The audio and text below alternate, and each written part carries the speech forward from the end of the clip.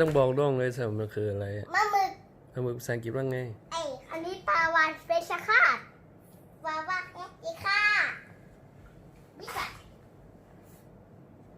อะไรอ่ะไรสาวน้ำเอ้ยนี่ค่ะพายฉลามผิดแมกกาลูดอนโอ้อ้า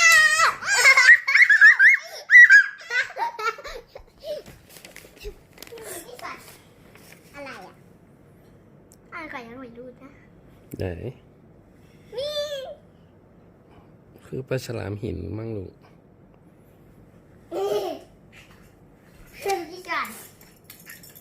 มือภาษาอังกฤษคืออะไรปลาหมึกแบบปลาหมึกอะไรอ่ะปลาหมึกกล้วยป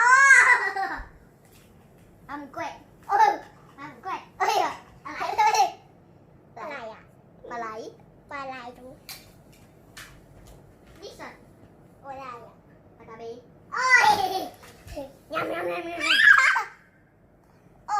แล้วก็เต่านี่สัตว์อะไรอ่ะมันเป็นกล้วย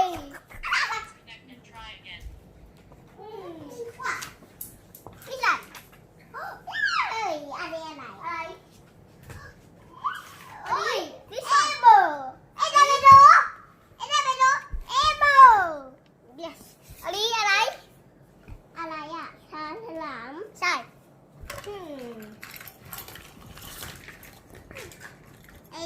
อันนี้มีเจอของดีไหมใช่อันนี้อะไรอ่ะวารัสไม่นั่นขอดูกับอันนี้ก่อนเดี๋ยวก่อนดูดิไม่นั่นคนโอเคอันนี้อะไรปลาฉลามวานอะไรอ่ะปลาฉลามวานโอเคโอ้ยอะไรอ่ะโอ้ยหนูอยากเทศอันนี้มึงนี่ก่อนให้สอนน้องเยอะๆนะหาก่อนนะนี่ก่อนโอ้ลับเจอ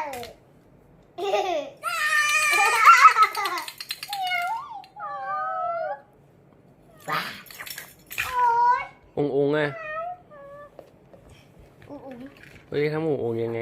ไอ้ฮังวีไอ้มันฮังวีอยู่ฮังกีเหรอไม่หมดอยากกินว่าที่อยากกินอันนี้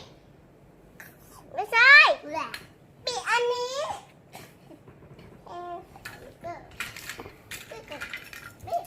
ไหนให้เตอร์อ่านให้ฟังไปโอเคซื้อได้ยังขอบคุณครับให้ทุกคนบายบายก่อนไปบายบายมา สวัสดีครับก่อนสวัสดีค่ะ โอลิสวัสดีค่ะสวัสดีค่ะอย่าเพิ่งจะให้ดูอันนี้อีกอย่างแล้วนั่นก็คือนี่กับนี่